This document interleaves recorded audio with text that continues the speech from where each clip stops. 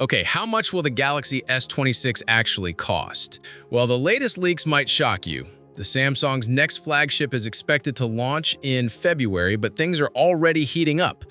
The company reportedly scrapped its Edge model plans, brought back the Plus, and is now facing a major decision, whether to finally raise prices or keep them steady like it's done for years. Let's break down what's really going on behind the Galaxy S26 pricing story.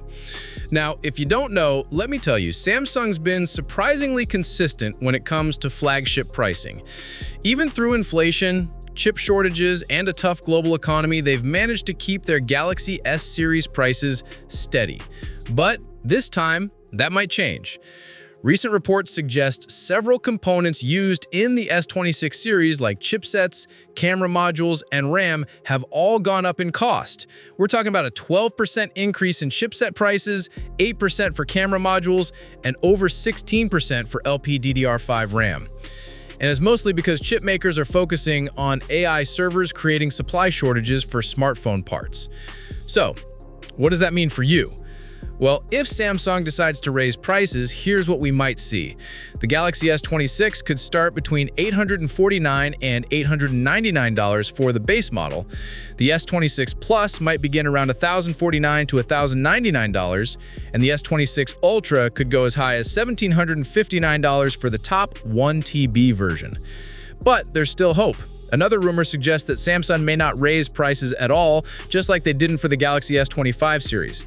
If that happens, we're looking at the same pricing as before. $799 for the S26, $999 for the Plus, and $1,299 for the Ultra. Now, if you compare that to Apple's new iPhone 17 lineup or Google's Pixel 10, both companies also kept prices steady this year. Apple's iPhone 17 starts at $799, and the Pixel 10 also begins at $799, though it still offers less base storage. That puts Samsung in a tricky spot. Luckily, for you planning to buy one, there are still ways to save. Samsung and carriers like AT&T, Verizon, and T-Mobile usually offer amazing pre-order and trade-in deals. The better condition your current phone is in, the better your discount. And honestly, most people go for monthly installment plans anyway. It just makes those $1,000 flagships feel a little lighter on the wallet. So, is the Galaxy S26 worth it?